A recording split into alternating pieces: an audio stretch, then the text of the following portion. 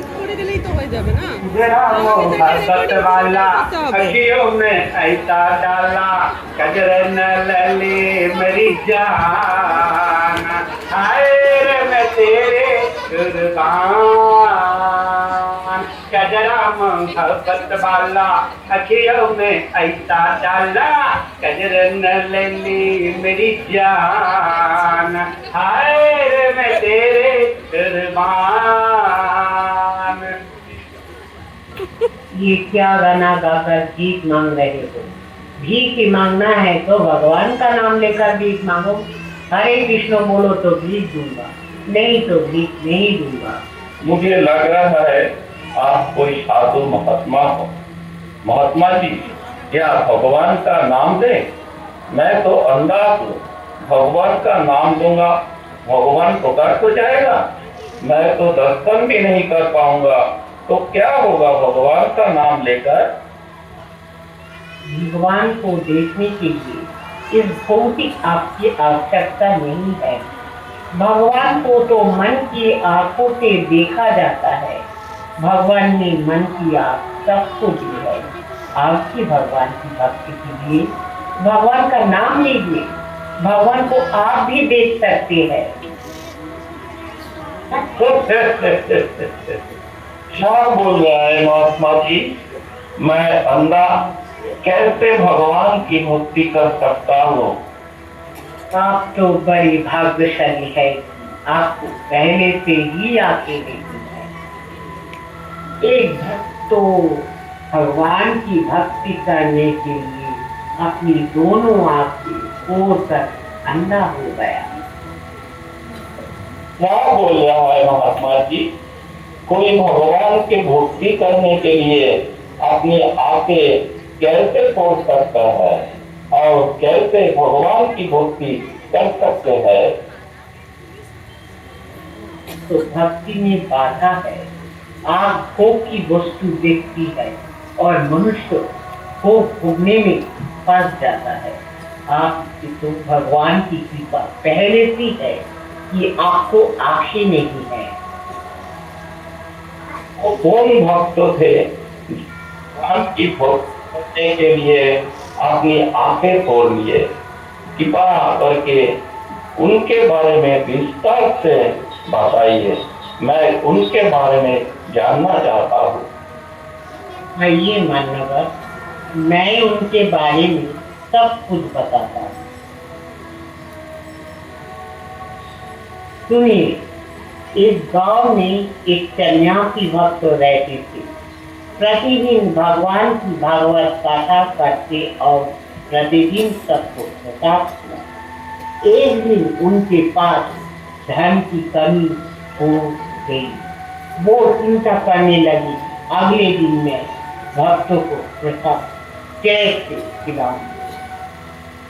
ये ब्रह्मचारी भक्तों और उनका शिष्य बैठकर चिंता कर रहे थे।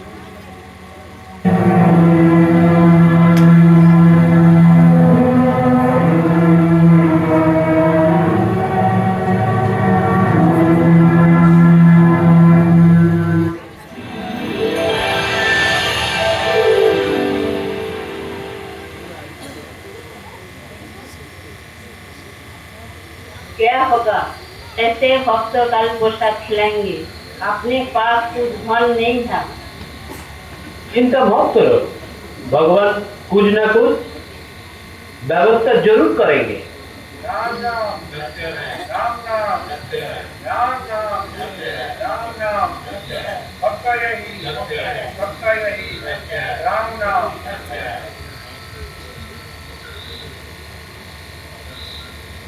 लगता है कोई सबसे आ रहा है। चलो हम सब जत्थे का दर्शन करते हैं। हम जत्थे का दर्शन करने में शुभ होते हैं, जत्थे बन जाता है। चलिए गुरु जी। राम नाम सत्य है, राम नाम सत्य है, राम नाम सत्य है, राम नाम सत्य है, पक्का यही सत्य है, पक्का यही सत्य है, राम नाम सत्य है, राम नाम सत्य है, राम नाम सत्य है, राम नाम सत्य है, राम नाम सत्य है, पक्का यही सत्य है, पक्का यही सत्य है, राम नाम सत्य है। देखा मोहनदास, सत्यत्य का दर्शन करने से जन्म बन गया। भगवान ने व्यवस्था कर दिया। क्या बोल रहा है गुरुजी? मुझे कुछ समझ में नहीं आ रहा है। मोहनदास, तुमने देखा नहीं, ये कोई मामूली सब्जेक्ट नहीं था। ये एक राजा की पुत्री का सब्जेक्ट।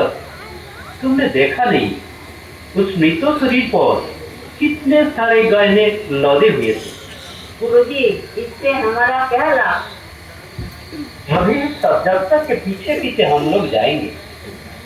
जब सभी लोग चले जाएंगे तो ये जितने आभूषण हैं वो नहीं जलेंगे, तो ये आभूषण सब हम लोग ले लेंगे। इस आभूषण के बाजार में बिक्री करके हम लोग के लिए भगवत कथा और प्रसाद की व्यवस्था हो जाएंगे। सुना गुरुजी, सही बोले आप।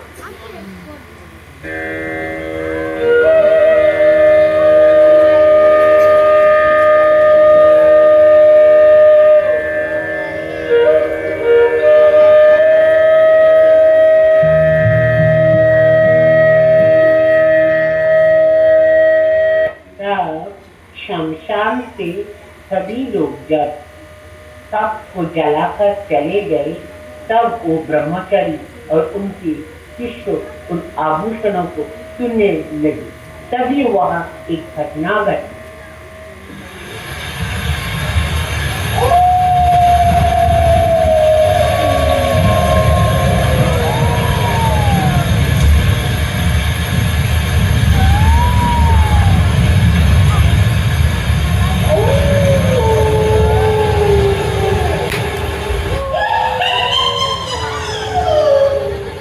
राम साधु महाराज, आप हमारी अंतिम यात्रा में शामिल हुए, मुझ पर आपकी बहुत कृपा। आपके यहाँ आने से मुझे कष्ट थोड़ी कम हुई है।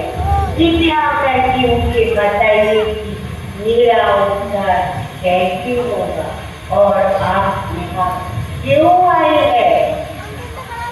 तुम अपनी इस मृत शरीर का मोह छोड़ दो, तुम्हारा उद्धार हो जाए। मैं यहाँ तुम्हारे आभूषणों को लेने आया हूँ। इस ब्रह्मचारी साधु महात्मा को इस स्त्री के आभूषणों का क्या काम? भक्तों को था पढ़नी है और भक्तों का प्रसाद खिलानी है। इसके लिए मेरे पास धन नहीं। आपको धन नहीं चाहिए ना? आप मेरे इस आभूषणों को मत लीजिए। मेरी बहुत प्रिय है। आप मेरे पिताजी के पास चलिए और उनसे कहिए कि मेरे कक्ष में इस पात्र में बहुत सारा धन है, वो आपको दे देंगे। इससे आपका काम हो जाएगा। ठीक है, मैं ऐसा ही करता हूँ। मैं ईश्वर के प्रार्थना करता हूँ, तुम्हारा कल्याण हो। चलो मोहनदास, चलो। गुरु जी चलिए।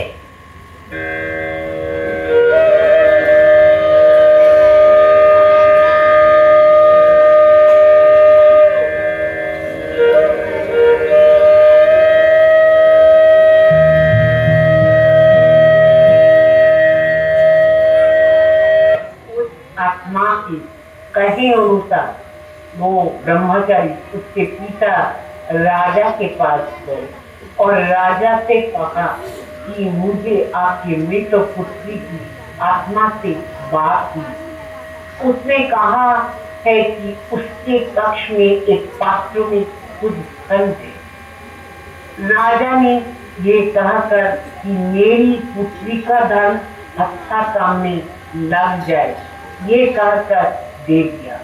इसके बाद वे ब्रह्मचारी उस धन को लेकर भगवत कथा का आयोजन किया और सभी के लिए प्रसाद की व्यवस्था की। लेकिन उसके बाद ब्रह्मचारी के पास 30 से धन की कमी हो गई। ये ब्रह्मचारी फिर से अपने शिष्य मोहनदास को लेकर पुनः शमशान में उस आभूषणों को लेने के लिए चले जाते हैं। जब वे लोग आभूषण को ले रहे थे, आत्मा क्रोधित हो गए और ब्रह्मचारी से कहने लगे,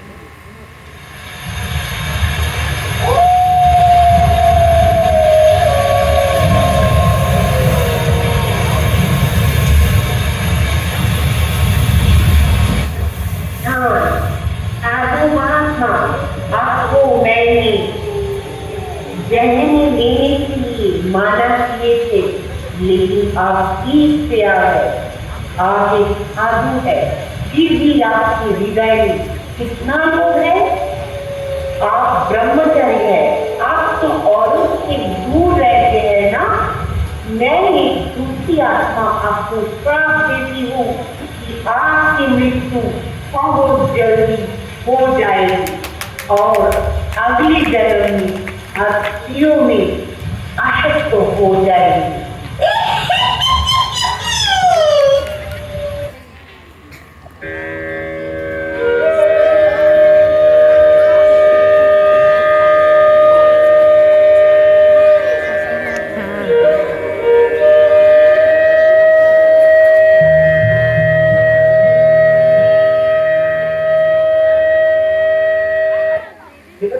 क्या क्या उस ब्राह्मण सन्यासी की मृत्यु हो जाती है, उसके बाद क्या हुआ साधु जी?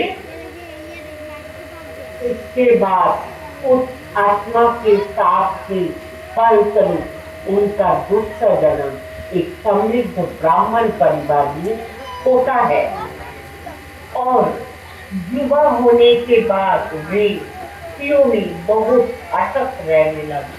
उनका संबंध कुछ भिक्षाओं से हो गए। उन्हीं ने भिक्षाओं में एक भिक्षा चिंतामणि उस ब्राह्मण को बहुत प्रिय। प्रत्येक दिन वे ब्राह्मण उनसे मिलते और सम्मत बात। एक दिन भी चिंतामणि को मिले बिना नहीं रह सकते। एक दिन वो ब्राह्मण कुमार चिंतामणि को मिलने एकांत स्थान पर जाते हैं।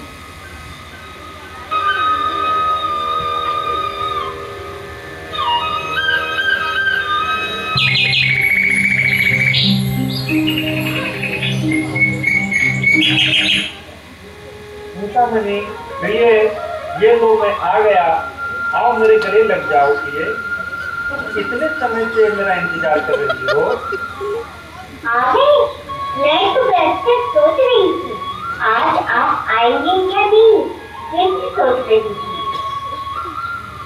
क्यों नहीं आऊंगा प्रिय?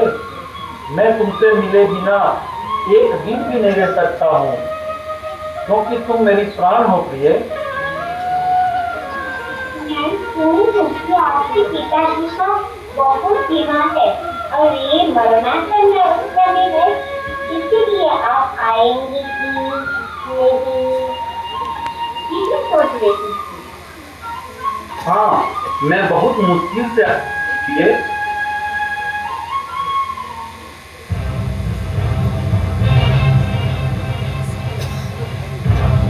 पंडित जी जल्दी चलिए, आपका पिताजी का देहांत हो गया, सब बुला रहे हैं।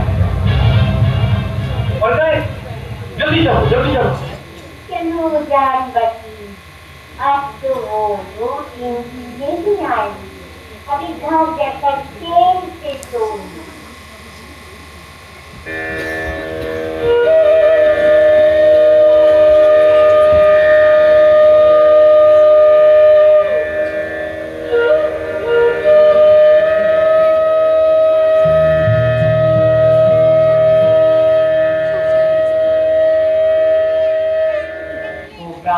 अपने घर जाए, अपने पिता की अंत्येष्टि क्रियाक्रम करते हैं। क्रियाक्रम करते करते रात हो जाती है। वे ब्राह्मण अंत्येष्टि क्रियाक्रम कराने वाले पंडित झुंझुला कर कहते हैं, क्रियाक्रम जल्द समाप्त कर, क्योंकि उस ब्राह्मण चिंतामणि से मिलने के लिए जाना था और क्रियाक्रम कर खत्म कर दो। रात को ही चिंतामणि को मिलने के लिए निकल पड़े। उस रात को बहुत बारिश हो रही थी, बिजली चमक रही थी, आंधी तूफान आ रही थी। लेकिन फिर भी वो ब्राह्मण चिंतामणि को मिलने के नदी के किनारे पहुंच गए। उस भयानक रास्ते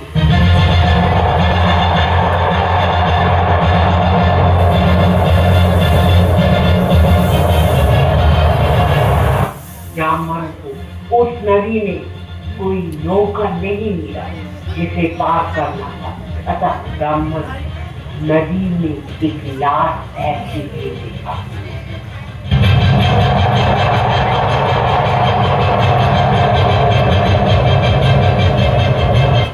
वो चिंतामणि से मिलने के लिए इतना आतुर था कि वो उस शव पर बैठकर नदी पार करने लगा।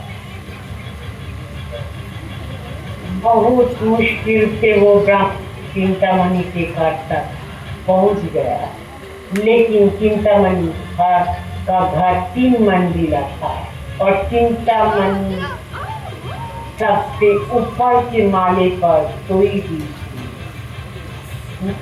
थी। सभी दरवाजे बंद थे। अतः वो ब्राह्मण उस घर के बगल के एक वृक्ष पर चढ़ जाता है और एक रस्सी के सहारे चिंतामणि की खिड़की के द्वार उसके कक्ष में कूद पड़ता है।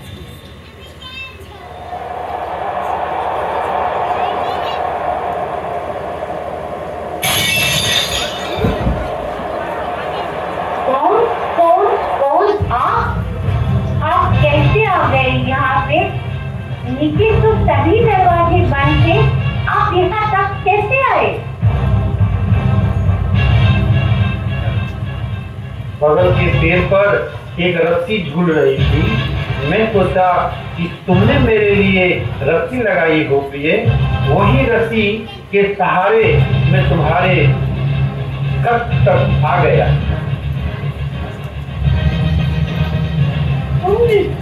कहाँ है रस्सी? मुझे दिखाइए। वो रस्सी आप कैसे मनुष्य है? आप हमारे देश में इतना आसक्त है कि आपको एक सांप भी रस्सी दिखाई देती है और आपने नदी कैसे पार की इस भयानक रात में? प्रिय, मैं तुमसे मिलने के लिए एक समूह पर बैठकर नदी पार किया। आप मुझसे मिलने इस शाश्वत रंग की नदी पर तो इस सड़कों को पकड़कर आप मेरे कक्ष तक आ गए। तो मेरी इस चावले की दिल में इतनी अच्छी है जो आपके मन मुद्दों और से बना है, वह कितनी है। अच्छा कि आपको भगवान भी होती तो आपको भगवान का दर्शन हो जाता।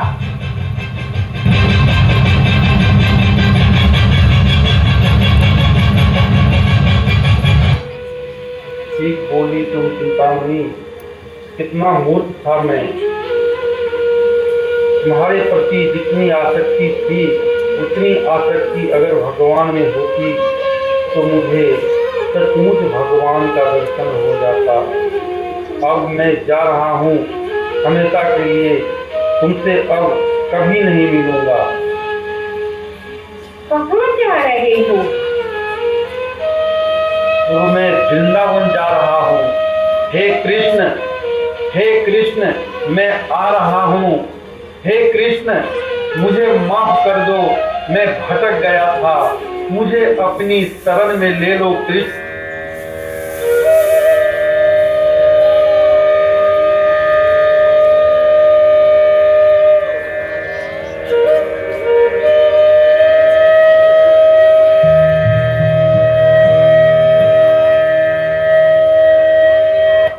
जानते हो क्या हुआ? नहीं, बताइए फिर आगे क्या हुआ, बताइए बताइए। इसके बाद वो ब्राह्मण विष्णु को स्मरण करते हुए वृंदावन यात्रा पर निकल जाता है।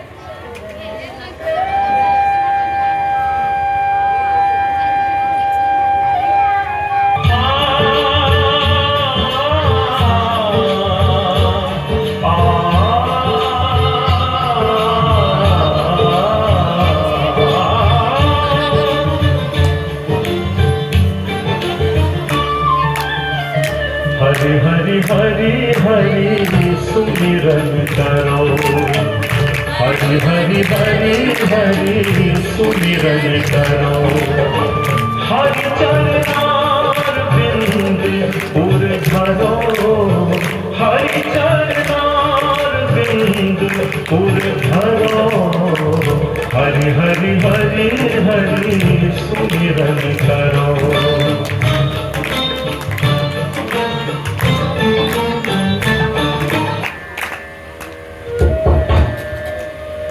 ब्राह्मण देवता कोई है? दरवाजा खोलिए। हाँ बोलिए महाराज, मैं आपकी क्या सेवा कर सकता हूँ?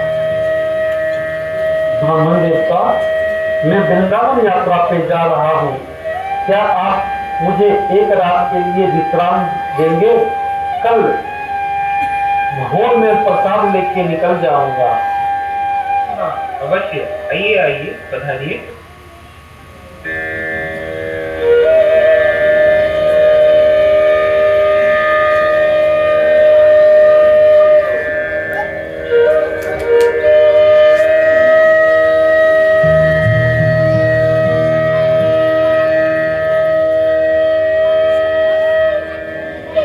उस रात को ब्राह्मण देवता के घर में विश्राम करता है और सुबह में ब्राह्मण देवता की पत्नी उस ब्राह्मण को प्रसव करती है।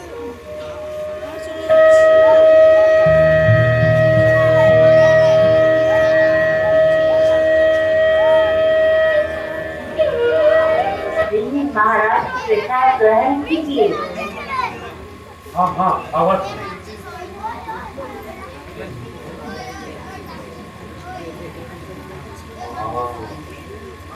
ब्राह्मण पत्नी तो कितनी सुंदर है। आपको मेरी इस चलने के दिनों में इतनी आसक्ति है जो मस्त मन मुकर कब से बना है। अगर इसकी आसक्ति आपकी भगवान की होती तो आपको भगवान का दर्शन हो जाता। नहीं नहीं, ये मुझे क्या हो गया है? ब्राह्मण पत्नी तो माता के समान होती है। मैंने माता के समान ब्राह्मण की पत्नी पर बुरा नजर दिया। धिक्कार है मुझ पर, धिक्कार है। इसके कारण ये मेरे दोनों आंख है, ये आंखें से भोग दिखाती है और मन भोग भोगने के लिए गीत हो जाता है। मैं अपनी इस आंखों को ही समाप्त कर दूंगा। हाँ, मैं अपने ये दोनों आंख फोड़ लूंगा। महाराज और कुछ चाहिए? हाँ माते, आपके बालों में लगाने वाले 2 कांटे दीजिए मुझे। एक साथ क्या करेंगे महाराज? उसे नहीं, आप मुझे सिर्फ दे दीजिए। वो कांटे मुझे दे दीजिए वाले। देखिए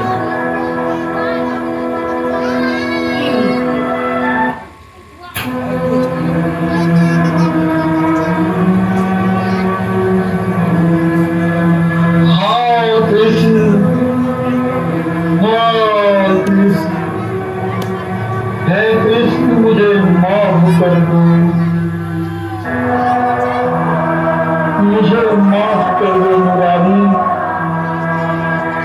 मेरी ये बुरी नजर माता समान उस ब्राह्मण पत्नी पे पड़ी। ये मेरी आंखें मुझे आपसे दूर कर रही है। हे मुरारी, मेरी ये आंखें आपके दर्शन के योग्य नहीं है। इसलिए आज मैं अपनी आंखें को खोल लूंगा। न रहेगा बात, न बजेगी बांसुरी। न मेरी आंखें रहेगी, न किसी को बुरी नजर से देखेगी। कृष्ण।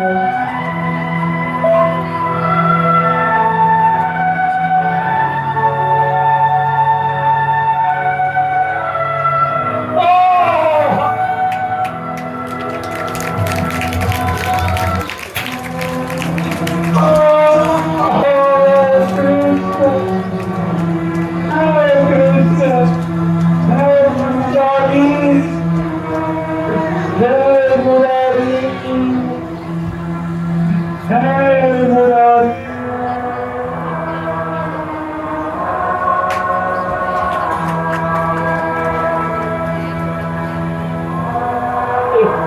से वो ब्राह्मण अपनी दोनों आंखें खोल के अंधा हो जाता है और पुनः वृंदावन की यात्रा पे निकल पड़ता है और वृंदावन पहुंचकर बाकी बिहारी को मन की आंखों से दर्शन करके वही वृंदावन में रहने लगता है।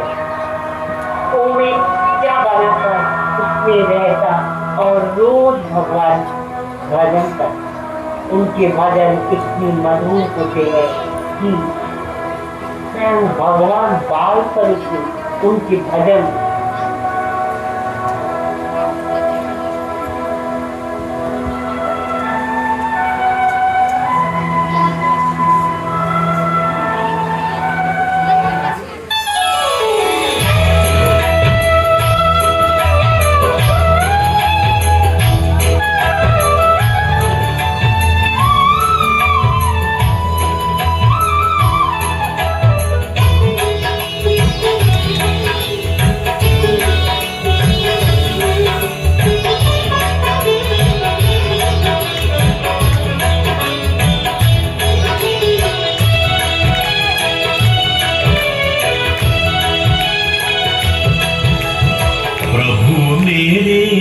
अवगुण चित ना धरो,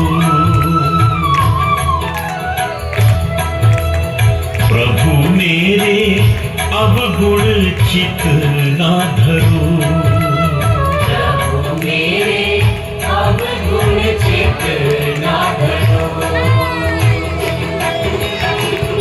समदर्शी प्रभु नाम तिहारो, समदर्शी प्रभु नाम तिहारो, चाहो तो पार करो,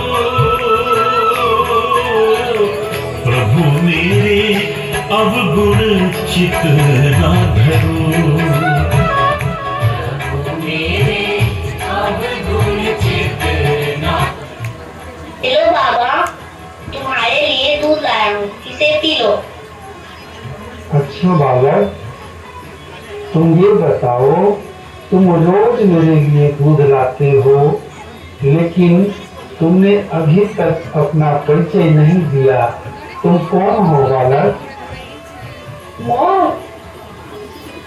मैं केवल हूँ बाबा, तुम्हें रोज यहाँ बैठे देखता हूँ, इसलिए मैं रोज तुम्हारे लिए घर से दूध लाता हूँ। अच्छा बाबा, अब मैं चलता हूँ। प्रणाम।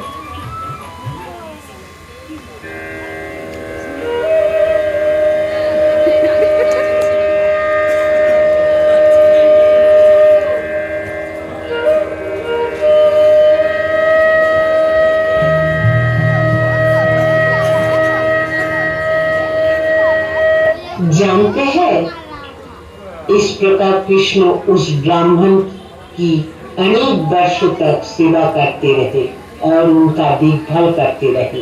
एक दिन वो ब्राह्मण कहीं चला जा रहा था, उसके मार्ग में एक कुआं था, वो उस कुआं में गिरने ही वाला था। कृष्ण ने उनके हाथ पकड़ लिए और उनको बचा लिया। कृष्ण ने कहा,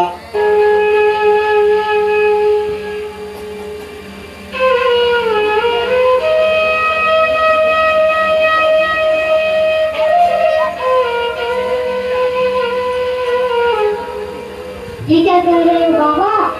एक कदम और बढ़ाते तो कुएं में गिर जाते। क्या यहाँ कुआं है? उसी कुएं में गिरने वाले थे। क्या करे बालक, मैं तो ठाड़ा अंधा, भगवान ने मुझे बचाए या कुएं में गिराए, क्या फर्क पड़ता है? और भगवान ने जो तुम्हें भेज दिया है मुझे बचाने के लिए, लेकिन तुम कौन हो बालक? इस निर्जन वन में तुम कहाँ से आए हो? तुम्हारा क्या नाम है बालक? तुम्हारे पिताजी का क्या नाम है? कौन हो तुम बालक? बताओ। मैं तो बाबा 4 दिन हो गया। अब मैं इनको क्या बताऊं कि मैं कौन हूँ? मैं कोई नहीं बाबा, मैं चलता हूँ।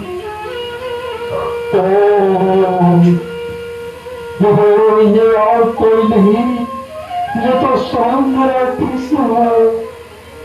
कृष्ण कृष्ण कृष्ण कृष्ण।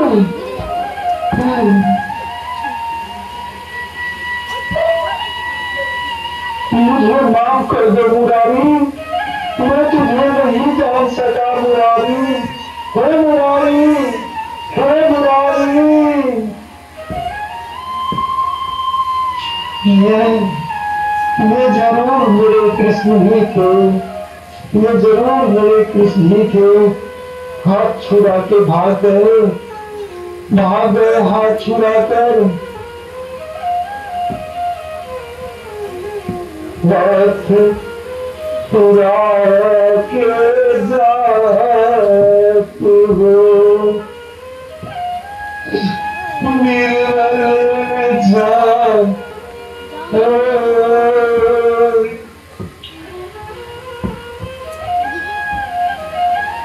हे गोविंद, हे कृष्ण, हे मुरारी, मैं निर्बल हूँ, मैं बूढ़ा हूँ, मैं आँख से अंधा हूँ, इसलिए तुम मेरा हाथ छुड़ा के भाग रहे हो मुरारी। हे नाथ,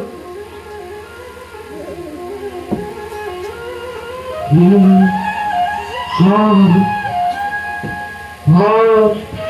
तुम तो सब समर्थ हो, तुम कुछ भी कर सकते हो ना, इसीलिए हाथ छुड़ा के जा रहे हो मुरारी।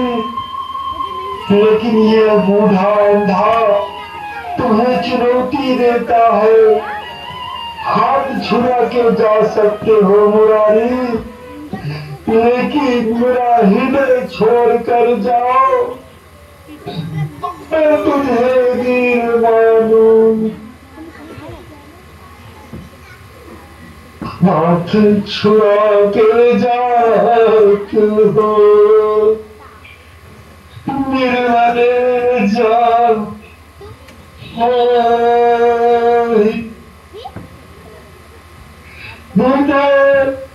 छुड़ा कर जाई तो वीर बखानों को। सही कहते हो तुम बाबा, तुम्हारा हृदय छोड़कर मैं तो जा ही नहीं सकता।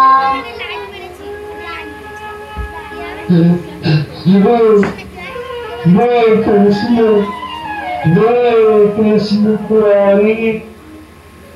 मुरारी, मुरारी, हे कृष्ण, हाँ हे कृष्ण।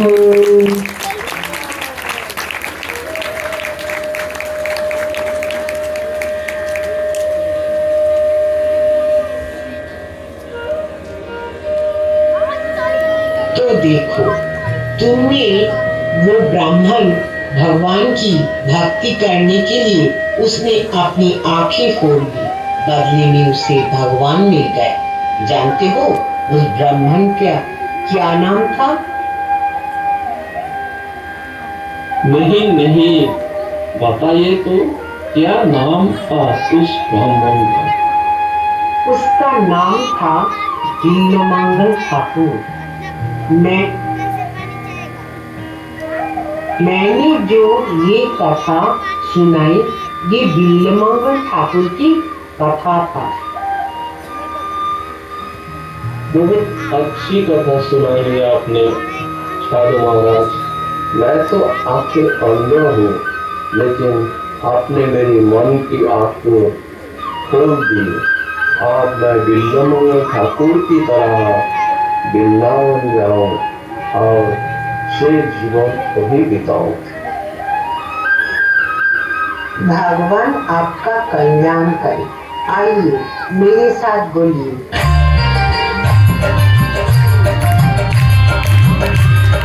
हरे कृष्ण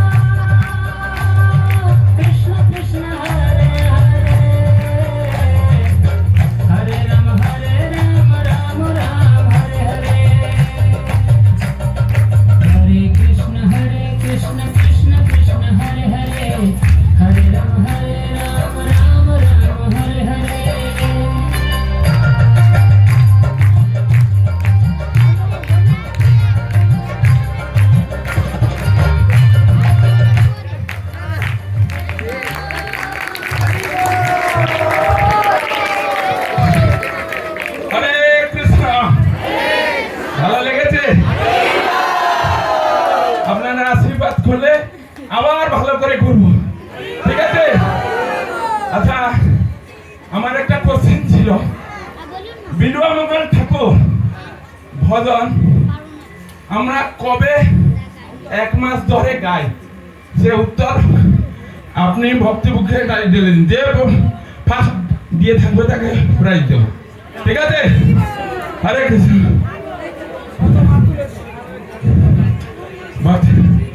ভক্তিমুখী